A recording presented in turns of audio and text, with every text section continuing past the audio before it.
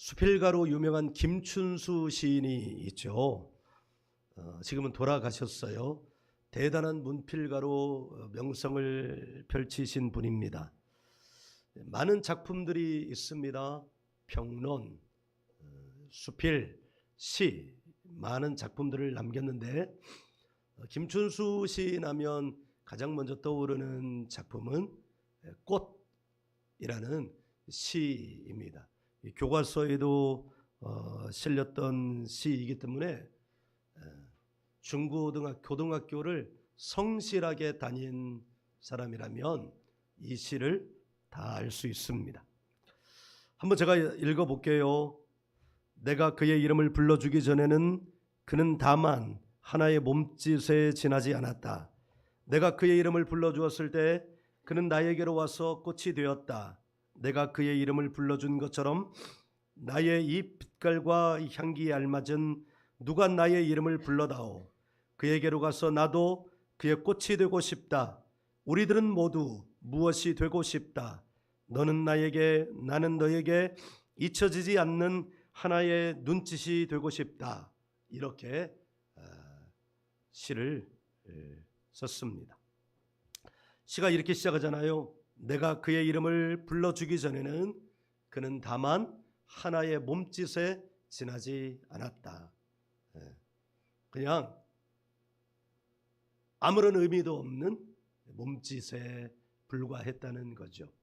그러니까 의미, 어떤 사물에 대하여, 그리고 어떤 존재에 대하여, 그리고 좁게는 사람에 대하여 그 의미를 갖기 위해서는, 또는 부여하기 위해서는 이름을 불러야 한다는 거예요. 이름을 부르지 않으면 그는 아무것도 아니라는 겁니다. 제가 어디에선가 읽었는데 조선시대의 어느 특정한 시기에는 무려 인구의 40%가 노비였다고 그래요. 그리고 이 노비들에게는 이름이 없었어요. 그저 개똥이, 쇠똥이 어느 특정한 시기에 그가 태어나면 그렇게 개똥이, 쇠똥이 뭐 이렇게 이름을 불렀다는 거예요. 그러니까 개똥아 이렇게 이름을 부르면 사실은 그 이름에 담겨진 의미가 뭐예요? 너는 개똥 같은 존재야. 그러니까 그 노비에 대하여 어떻게 생각하는지를 알 수 있는 거죠.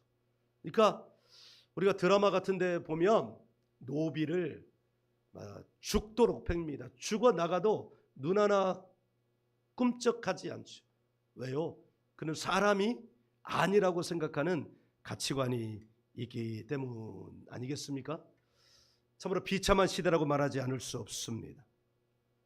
우리가 여기 있는 여러분들에게 이름을 부르지 않고 야, 어이 이렇게 이름을 부른다면 그 관계는 온전한 관계가 아니라고 볼 수 있을 것입니다. 치유대성회에 갔더니 다양한 간증들이 있었습니다.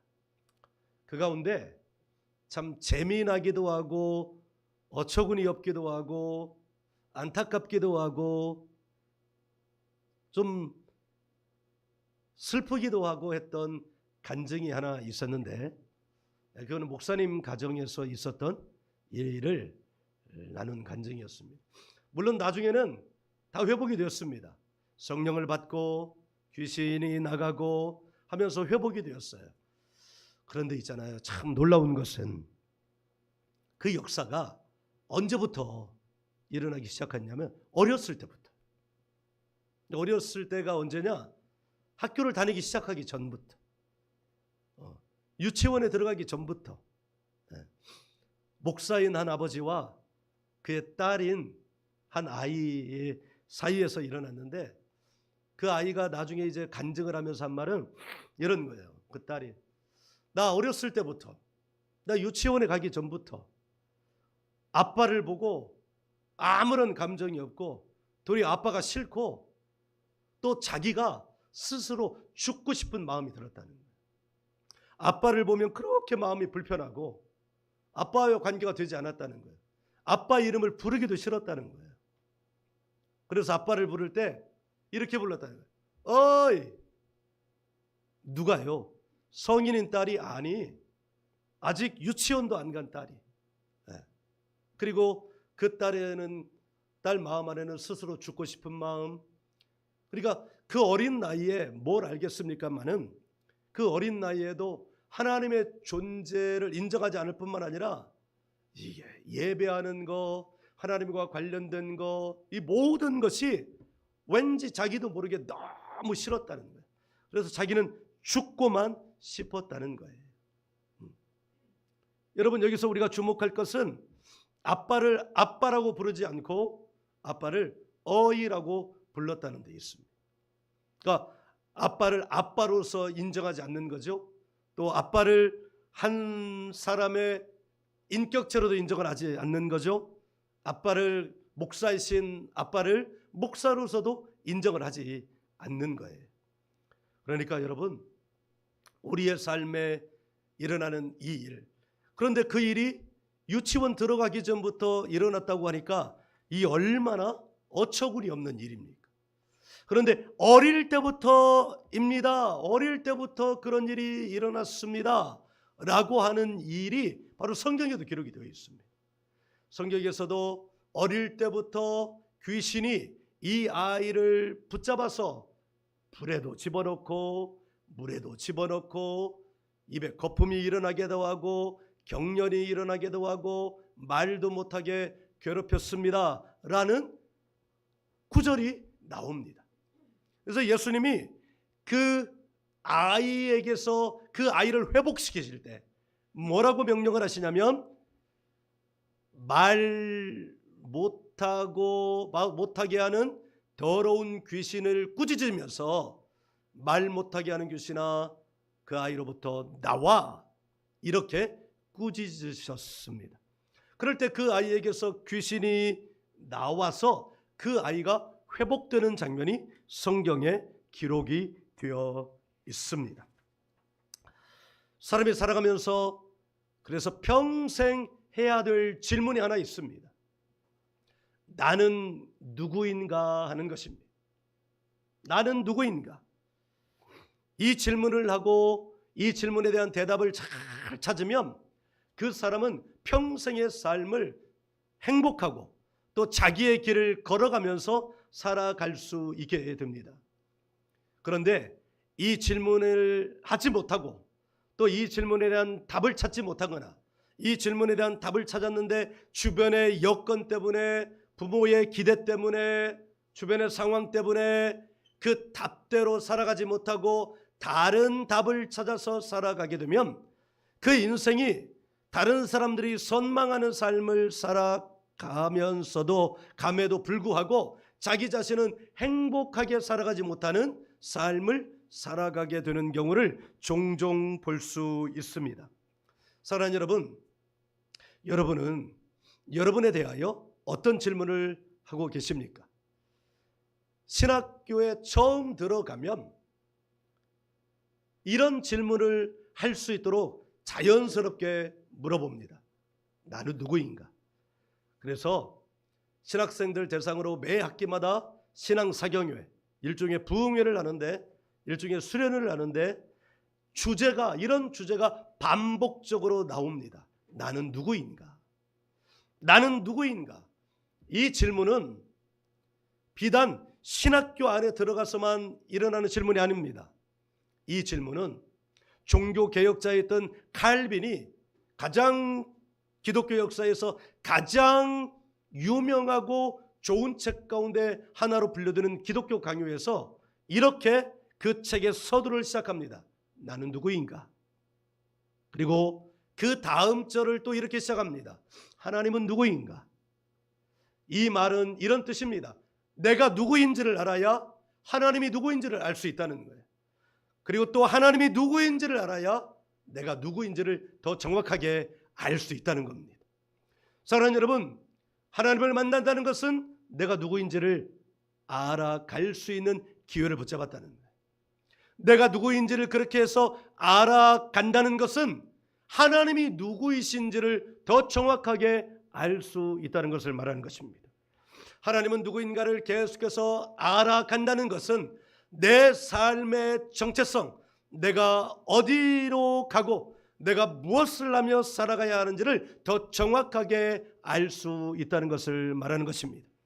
그러니 여러분, 우리는 이 질문을 하면서 한 가지 결론에 도달할 수 있습니다. 그 결론은 뭐냐? 나는 누구인가? 하나님은 누구인가? 그래서 또 나는 누구인가? 라고 하는 이 질문과 이 대답을 빨리 찾으면 찾을수록 그 인생이 복된 인생을 살아갈 수 있겠구나라고 하는 것입니다. 예수님은 그것을 8복으로 나누셨는데 그 첫 번째 복을 이렇게 말씀하십니다. 심령이 가난한 자는 복이 있나니 천국이 저희 것이며, 이것을 심령이 가난한 자라고 말했습니다. 영혼이 가난한 자라고 말했습니다. 배가 가난한 자가 아닙니다. 영혼이 가난한 자입니다. 영혼이 가난한 자라는 것은 무엇일까요? 나의 본향이 어디인가에 대한 갈급한 마음이 있는 사람이라는 것입니다. 나의 본향은 무엇일까요? 이것은 두 가지 질문으로 집약될 수 있습니다. 하나는 나는 누구인가입니다. 다른 하나는 하나님은 누구인가라고 하는 것입니다. 그 질문에 대한 갈급함, 그 질문이 정말로 가난한 마음으로, 늘 그것이, 가난한 사람은 어떤 마음이 있어요? 부자가 되기를 원하잖아요. 그러니까 나는 누구인가라는 이 질문은 내 영이 가난합니다라는 질문입니다. 하나님은 누구신가라는 이 질문은 내 영혼이 가난합니다라는 질문입니다. 그러니까 하나님 오셔서 내 그 가난한 영혼을 채워주세요. 심령을 채워주세요. 그러면 하나님은 그 기도를 들어 응답하셔서 그에게 임하신다는 것을 말씀하고 있는 겁니다. 그래서 이렇게 말씀하는 거예요. 심령이 가난한 자는 복이 있나니 천국이 저희 것이며. 할렐루야. 그러면서 이렇게 말씀하셨습니다. 부활 승천하시기 전에 예수는 마지막 말씀, 너희들 예루살렘을 떠나지 말고 하늘에 계신 너희 천부께서 나를 통하여 약속하신 약속의 성령을 기다리라. 누가 기다릴 수 있어요? 배고픈 사람이 기다릴 수 있습니다. 누가 기다릴 수 있어요? 갈급한 사람이 기다릴 수 있습니다. 누가 기다릴 수 있어요? 가난한 사람이 기다릴 수 있습니다. 한 남자와 한 여자가 만나기로 약속을 하였습니다. 주로 남자 쪽에서 애달픈 마음이 있겠죠. 남자가 여자에 대한 애달픈 마음, 사랑하는 마음이 크면 클수록 여자를 기다리는 마음은 더 크게 될 것입니다. 그런데 여자가 늦게 왔어요. 10분, 30분, 1시간 이렇게 늦게 왔습니다. 만일 그 여자에 대한 갈급함이 없는 남자라면, 가난한 마음이 있는 남자가 아니라면 그 여자가 1분, 5분만 늦어도 그 남자는 그 자리를 떠나고 말 것입니다. 그런데 어떤 남자가 그 여자를 만날 수 있습니까? 1시간 늦게 온 남자를 만날 수 있어요. 2시간 늦게 온 남자를 만날 수 있어요. 그 여자를 간절히 만나기를 원하는 갈급한 마음, 가난한 마음, 이 마음이 있는 사람이 그 여자를 만날 수 있는 것입니다. 성경은 하나님과 하나님의 백성들 사이를 신랑과 신부의 비유로 말합니다. 우리는 신부요, 하나님은, 예수님은 신랑이라는 것입니다.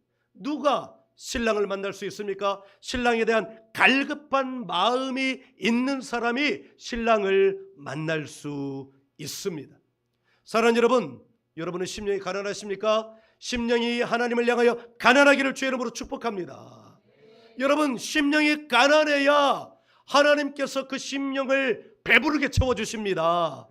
배부르게 채워주시면 그때 그에게 천국이 임하는 것입니다. 성령이 임하는 것입니다. 예수님 말씀하십니다. 너희에게 천국이 임하면 너희가 세상이 감당하지 못하는 사람이 될 것이다. 오직 성령이 너희에게 임하시면 너희가 권능을 받고 예루살렘과 온 유대와 사마리아와 땅 끝까지 이르러 내 증인이 되리라 하신 이 말씀은 너희가 심령이 가난하면 반드시 하나님의 성령을 너희 가운데 부어주시고 그 성령으로 말미암아 너희의 삶이 복을 받고 하나님의 나라가 너희 가운데 임하고 하나님의 능력이 너희 가운데 임해서 세상이 감당치 못하는 능력의 사람이 될 것이다 라는 말씀인 줄 여러분 믿으시기를 주의 이름으로 축원합니다.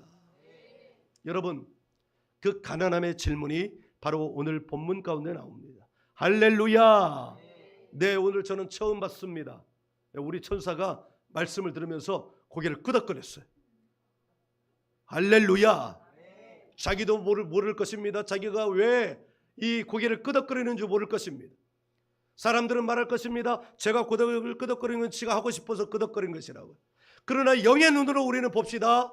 영의 눈으로 우리 천사는 귀가 있습니까 없습니까? 들을 귀가 있습니다.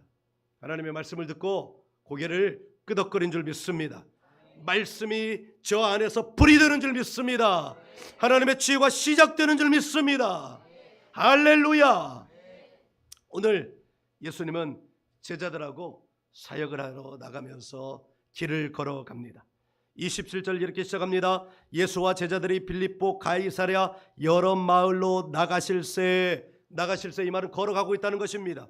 길에서 제자들에게 물어 이르시되, 그러니까요 지금 걸어가고 있는 예수님 걸어가시고 이때는 교통 방법이 걸어가는 방법밖에 없지 않습니까? 걸어갑니다. 그러면서 예수님이 제자들에게 묻습니다. 할렐루야. 제자들에게, 하나님에게, 예수님에게 질문을 받는 사람이 복된 줄 믿습니다. 말씀을 통해서 하나님은 여러분에게 대답하시는 줄 믿습니다. 기도할 때 하나님이 여러분에게 질문하시는 줄 믿습니다. 그 질문을 받으시는 여러분 되시기를 주의 이름으로 축복합니다. 예수님이 제자들에게 질문합니다. 얘들아, 사람들이 나를 누구라고 하느냐? 여기서 길은 두 가지 의미가 있습니다. 우리들의 모습이기도 하죠. 길은 그저 길입니다.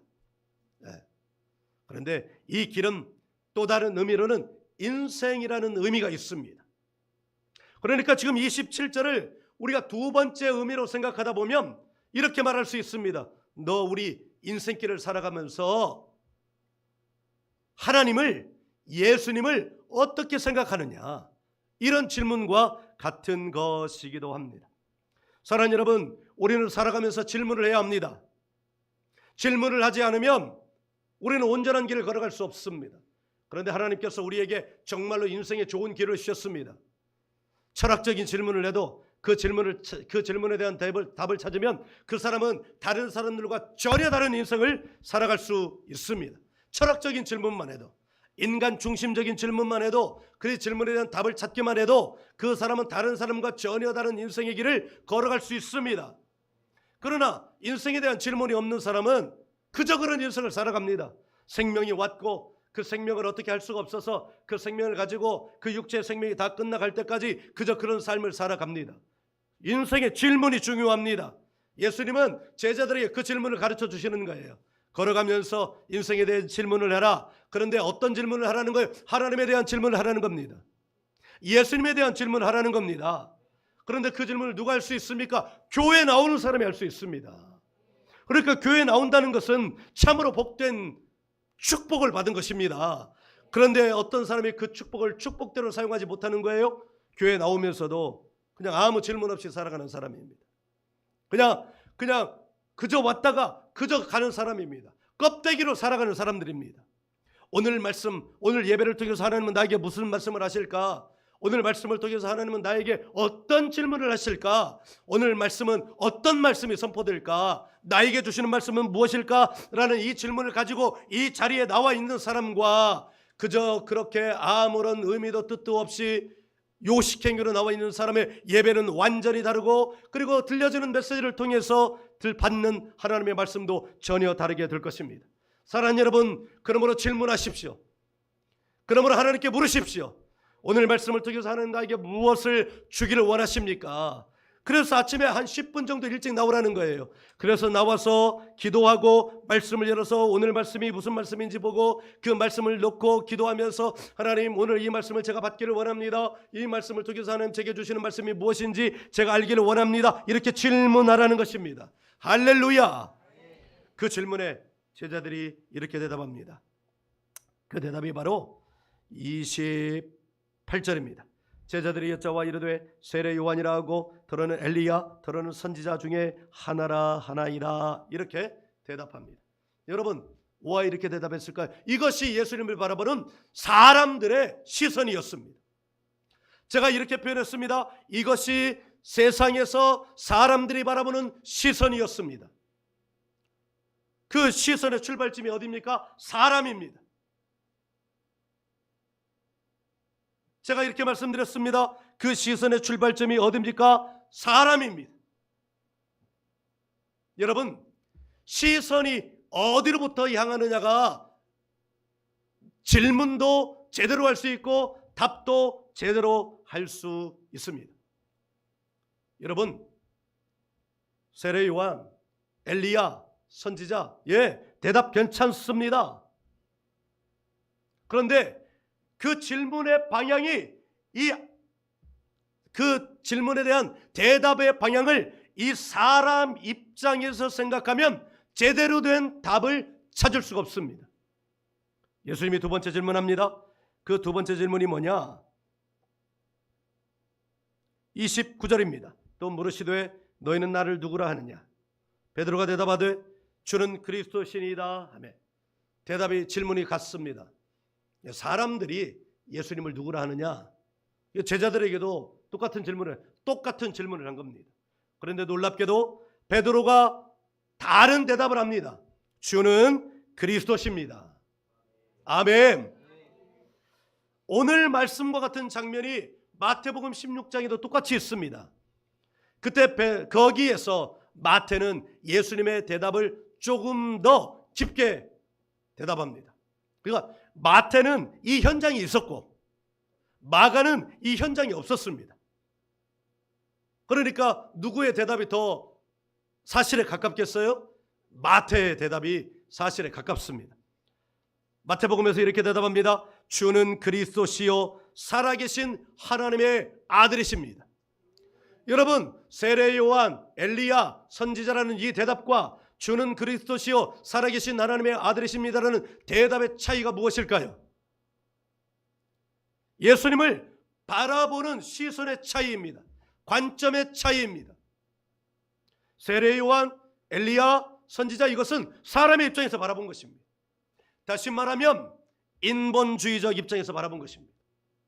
세례 요한 얼마나 위대한 사람입니까? 엘리야 얼마나 위대한 사람입니까?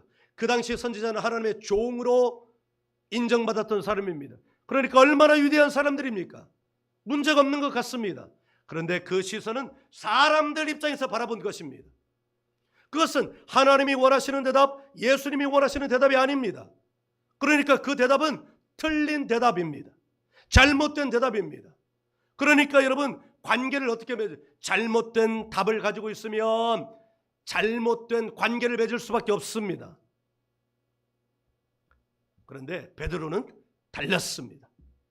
베드로는 당신은 그리스도이십니다. 이 그리스도라는 말은 헬라어 크리스토스라는 말입니다. 이 크리스토스라는 말은 그 히브리어 모사이어, 메시아 이 히브리어를 헬라어로 번역한 말입니다. 이 메시아라는 이 말은 기름 부음 받은 자라는 기본적인 뜻의 메시아라는 뜻에는 구원자라는 뜻이 있습니다. 그러니까 여러분 지금 베드로는 당신은 메시아입니다. 당신은 구원자입니다. 라고 대답하고 있는 겁니다. 여러분 이 질문은 지금 누구 입장에서 대답을 한 거예요? 하나님 입장에서 대답을 한 것입니다. 예수님 입장에서 대답을 한 것입니다.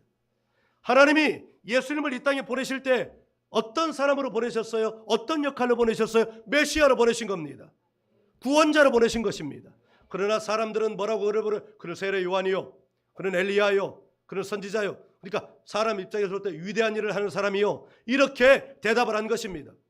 얼핏 보면 그 대답이 맞는 것 같지만 그러나 정확하게는 그 대답은 맞지 않습니다. 그냥 사람 가운데 하나인데 이런 일을 하는 위대한 사람에 불과할 뿐입니다 라는 대답입니다. 그러니까 그 관계를 제대로 맺을 수 있겠습니까? 관계를 제대로 맺을 수 없습니다. 그런데 베드로는 달랐습니다. 베드로는 그러니까 은혜예요. 그게 마태복음에서는 그렇게 대답하는 베드로에게 예수님이 정말 많이 칭찬하십니다. 놀라운 칭찬을 하십니다. 베드로야, 시몬아, 잘했다. 너 정말 잘했다. 너에게 이것을 알게 하니는 위에 계신 하나님이시다. 이 말씀 무슨 말이냐면 너는 지금 하나님의 음성을 들었다. 넌 정말 잘했다. 여기서 우리가 한 가지 알아야 될 게 있습니다. 그게 무엇입니까? 우리는 질문도 잘해야 되지만 답도 누구에게서 받아야 된다는 거예요? 하나님께로부터 받아야 된다는 거예요. 나는 누구인가? 나는 진주 김과 45대 손 김종균입니다. 우리의 시조는 신라 경순왕 마지막 왕 경순왕의 8째 아들의 후손입니다 라고 말하는 것은 그냥 사람들이 바라보는 관점에서의 김종균을 말하는 것입니다. 그럼 어떤 대답을 해야 됩니까? 나는 하나님이 부르신 하나님의 종으로 부름받은 주의 종 김종균입니다. 이렇게 말할 때 나의 관점이 달라지게 되는 것입니다. 목사로 살아가도 인본주의적 관점으로 얼마든지 살아갈 수 있습니다.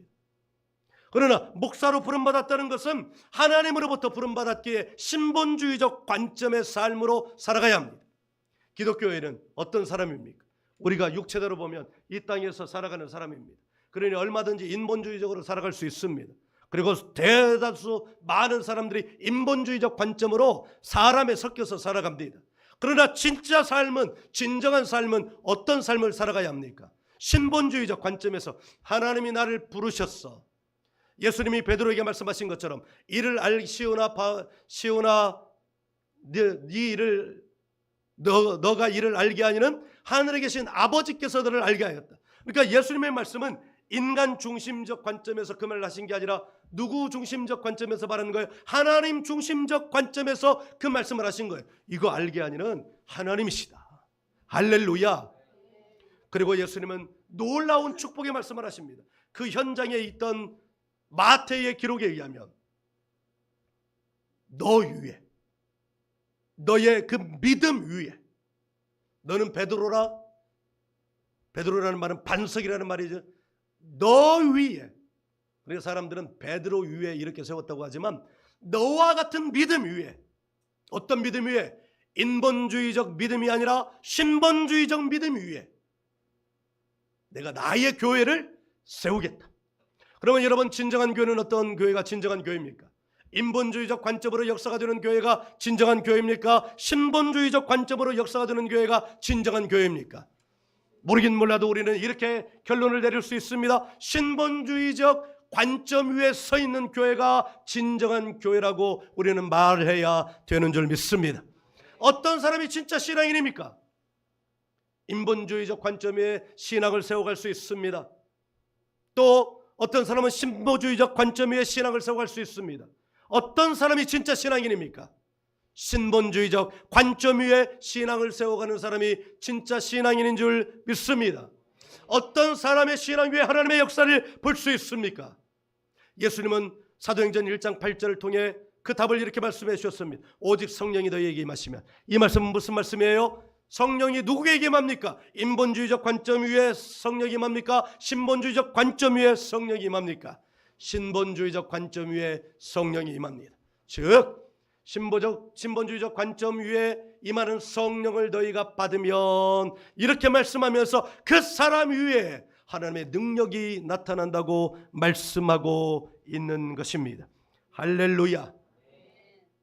우리는 예수님의 부활을 향하여 달려가고 있습니다. 그러나 부활 전에 예수님의 십자가가 먼저 있다는 것을 우리는 반드시 기억해야 합니다.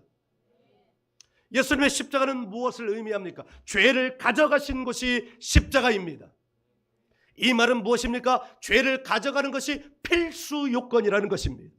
죄를 가지고 있는 채는 신본주의적 삶을 살 수 없다는 것입니다. 죄는 뭡니까? 하나님과의 관계가 끊어진 것입니다.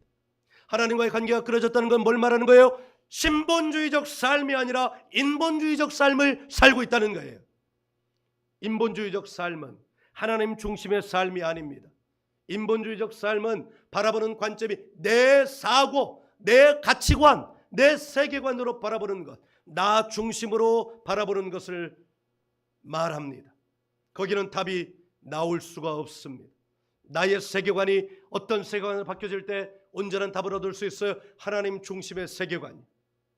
그래서 종교개혁자였던 칼빈은 자기의 기독교 강요 이 놀라운 저서를 통해서 먼저 자기를 알되 누구를 통해서 알아야 되는가? 하나님을 통해서 알아야 된다고 말씀하고 있는 거예요.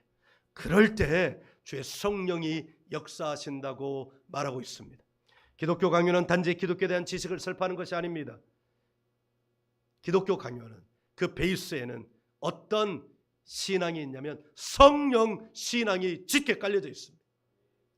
성령이 아니고서는 하나님을 이해할 수도 없고 예수님을 이해할 수도 없고 기독교를 이해할 수도 없다는 것을 말하고 있습니다. 여러분은 예수님을 누구라고 지금 부르고 계십니까? 세간의 사람들처럼 예수 위대한 선생이지, 예수 위대한 4대 성인 가운데 하나지, 예수 위대한 지혜자지, 여러분 그렇게 생각하십니까? 아니면 어떻게 생각하십니까? 예수는 그리스도 기름 부음 받은 자, 하나님이 우리를 유일한 제사장으로 보내시고 우리를 위하여 선지자로 살게 하시고 우리의 왕이시라고, 그래서 그를 그리스도 메시아라고 부르는 하나님의 아들이시라고 여러분은 지금 예수님을 부르고 있습니까? 여러분의 신앙은 무엇입니까? 여러분은 무엇 때문에 지금 이 자리에 계십니까? 하나님이 여러분에게 질문하십니다. 예수님이 여러분에게 질문하십니다. 제자들도, 베드로를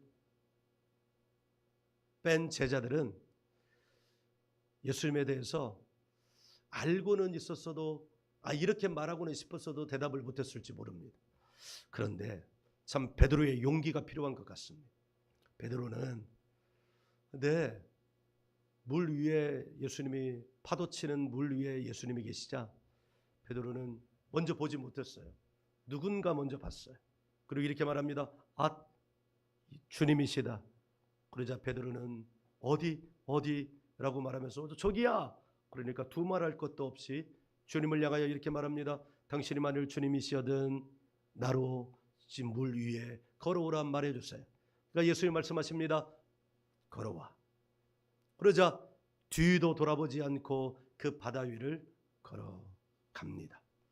사랑하는 여러분, 우리는 완벽할 수 없습니다. 신앙인들 중에, 교회 다니는 사람들 중에 완벽을 추구하는 사람이 있습니다. 예수에 대한 완벽한 분석을 할 거야. 예수가 어떤 인 줄 알 거야. 그런데 그 파도치는 바다 위 사건은 베드로가 예수님을 완벽하게 알아서 일어난 사건이 아닙니다. 주님이시다라는 이 한 말씀 믿고 베드로는 바다 위에 자기의 발을 내디딘 것입니다. 오늘도 마찬가지입니다. 베드로는 예수님에 대한 신학적 지식이 충분해서 그런 것이 아닙니다. 베드로는 오직 예수님만 바라보고 있었던 것 같습니다. 변화산 산 위에 올라가서도 그는 예수님만 바라보고 있었기에 거기서 일어난 일이 너무너무 좋았습니다. 그래서 거기서 자기가 예수님을 위하여 집을 3개를 짓겠습니다 라고 말했습니다. 그러나 그는 거기서 질책을 받았습니다. 왜냐하면 아직 그때가 예수님의 때가 아니기 때문입니다. 하나 분명한 것은 베드로는 계속해서 예수님을 향하여 달려갔다는 것입니다.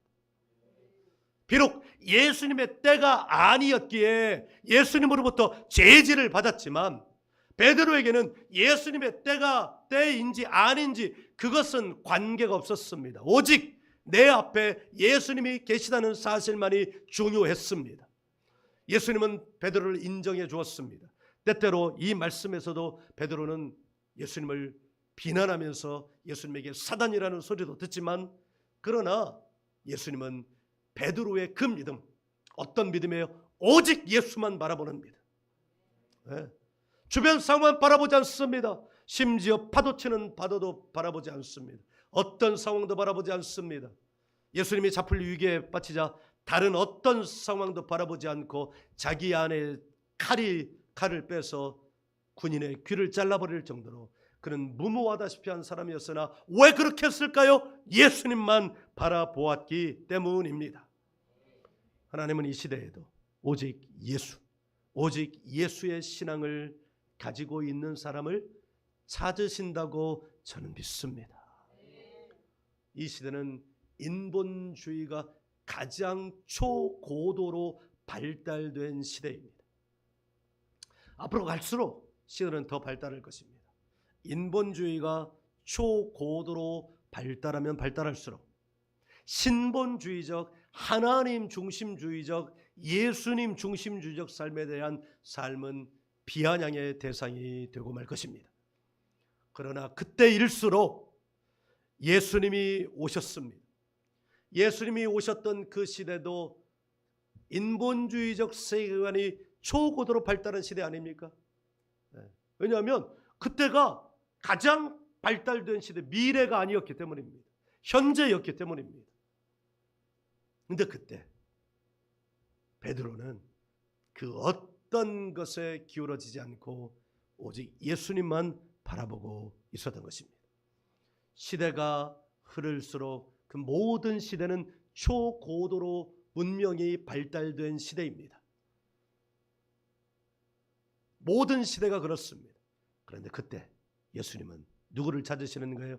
신본주의적 관점으로 주는 그리스도이십니다. 주는 살아계신 하나님의 아들이십니다. 라는 이 사람을 찾으시는 거예요. 칭찬하고 싶으셔서 칭찬받을 만한 대답을, 칭찬받을 만한 믿음을 가진 자를 찾으시는 겁니다. 저는 우리 교회가 그 교회가 되기를 간절히 원합니다. 저는 저와 여러분이 바로 그 사람 되기를 간절히 원합니다. 예수님이 오늘 말씀을 통하여 질문하십니다. 세상이 누구라고 말하느냐? 그러면 세상이 이렇게 말합니다. 말할 수 있습니다. 그런데 왜 그 질문을 하시는 걸까요? 그 질문은 우리를 향하여 질문하시기 위하여 질문의 빌드업을 하시는 겁니다. 여러분, 예수님이 오늘 나에게 물으십니다. 너는 나를 누구라고 해? 너에게 나는 누구야?